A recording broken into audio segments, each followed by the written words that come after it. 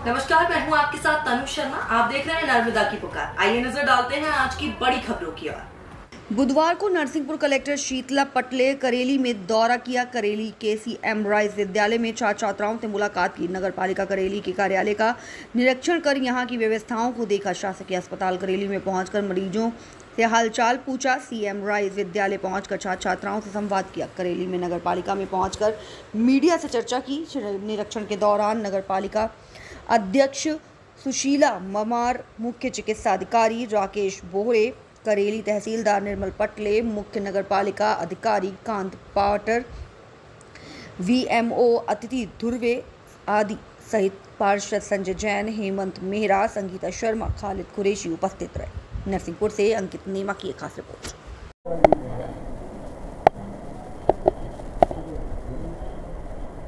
क्या कहेंगे, आज करेली दौरा है और एक बड़ा 50 बिस्तर शासकीय अस्पताल बनाया जा रहा है, लेकिन वहाँ ICU वार्ड की प्रॉब्लम रहेगी पेशेंट को। सो बेसिकली एक नया हॉस्पिटल 50 बिस्तरी हमारा करेली में बन रहा है और ये आगामी 1 महीने के भीतर कंप्लीट होने की भी पूरी संभावना है। इसमें हॉस्पिटल जो है, क्योंकि हमारा यहाँ पे करेली का बहुत कंजस्टेड था, इसलिए इस 50 बिस्तरी हॉस्पिटल की बहुत आवश्यकता भी थी।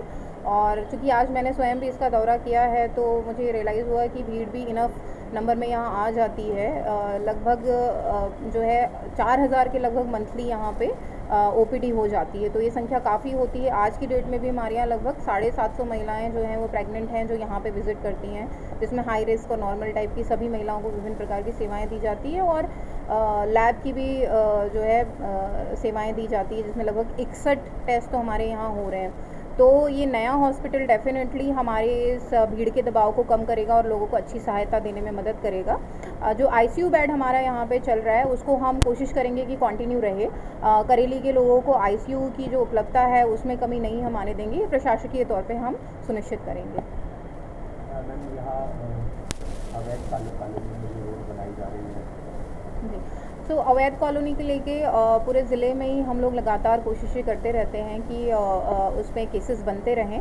करेली से भी मुझे जानकारी प्राप्त हुई है कि तहसीलदार द्वारा कुछ केसेस अभी SDM को फॉरवर्ड किए गए हैं, तो लीगली उसमें जो परिस्थिति निर्मित होगी प्रत्येक केस में हम लीगल निर्णय लेंगे और जहाँ जिस पे जो भी फाइन करने का या पनिशमेंट करने का या जो भी केस दर केस निर्णय की आवश्यकता रहेगी वो हम लेंगे और कोशिश करेंगे कि आम नागरिक को दिक्कत ना हो।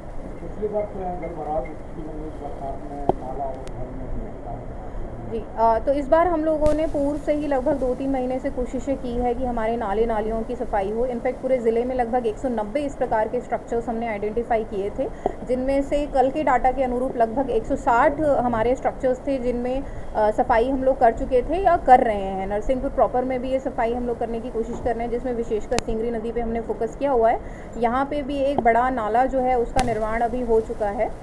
मैं अभी उसका फ़्लो भी देख कर आई, थैंकफुली उसमें फ़्लो की स्थिति भी अच्छी है। नालियों को भी हम कोशिश कर रहे हैं कि सफाई हम करें। साथ ही साथ मेरी ये भी अपील रहेगी कि साफ़ सफाई और ये जो जिम्मेदारी रहती है ये समस्त नागरिकों की भी रहती है और ये आप ही के लिए भले के लिए भी रहता है, क्योंकि जो कचरा हम सड़क पे फेंकते हैं वो अंततः किसी न किसी वाटर बॉडी में ही जाके शामिल होता है और नालियाँ ब्लॉक होती हैं, नाले ब्लॉक होते हैं तो जल भराव की स्थिति निर्मित होती है। तो जो निकाय को सफाई करनी है वो तो निकाय अवश्य करेगा। मैं भी पर्सनली इस पर ध्यान दे रही हूँ। निकाय के सभी लोगों से भी इस विषय पर मैंने चर्चा भी की है। साथ ही साथ आप सभी से अपील है कि कृपया करके आप भी स्वच्छता पे अपना ध्यान रखें, इससे आप ही को सुविधा होगी। यहाँ जो ढीली नदी है वो काफ़ी प्राचीन जल स्रोत रहा है, लेकिन उसके पथ पर जो है लगातार आसपास के लोगों द्वारा अतिक्रमण कर लिया गया है। जब तक वो अतिक्रमण साफ नहीं होगा उसको फ्लो ठीक नहीं रहेगा, तो अतिक्रमण हटाने के लिए कुछ जी।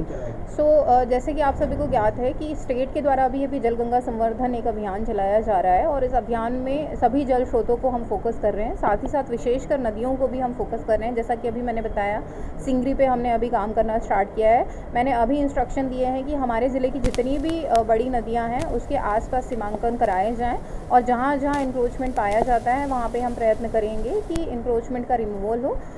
लोगों से भी ये रिक्वेस्ट रहेगी कि देखिए, नदियाँ हमारा स्रोत है जिसके आसपास जीवन बनता है। आप किसी भी बड़े शहर को ले लो, दिल्ली हमारी यमुना के किनारे बसी है, न्यूयॉर्क हडसन के किनारे बसा है, लंदन थेम्स के किनारे बसा है, तो हमें भी खुश होना चाहिए कि हमारा शहर किसी न किसी एक नदी के किनारे बसा है।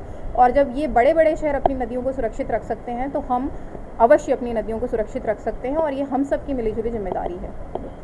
मैंने आखिरी क्वेश्चन ये है कि करेली शहर में मुख्यमंत्री आदर्श योजना के तहत कार्य चल रहे हैं और उसकी टेस्टिंग के लिए कोई लैब नहीं बनी है यहाँ पर। ये आपने एक अच्छा मुद्दा उठा लिया है। टेस्टिंग के लिए निकाय स्तर पे जनरली लैब्स नहीं रहती हैं, लेकिन जहाँ भी टेस्टिंग की आवश्यकता रहेगी हमारे पास PWD के RES के सभी के टेस्टिंग लैब्स हैं, उनके माध्यम से हम टेस्टिंग करवाएंगे।